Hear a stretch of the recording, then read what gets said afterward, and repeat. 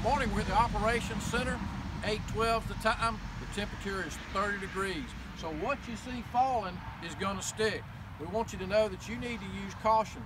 The ground right now is showing 30 degrees, so everything's gonna stay. David, what do you think?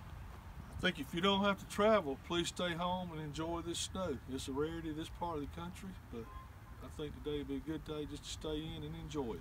Radar indicates that this is going to be with us for a while, so we're going to see some snow accumulation. So have a great, safe day.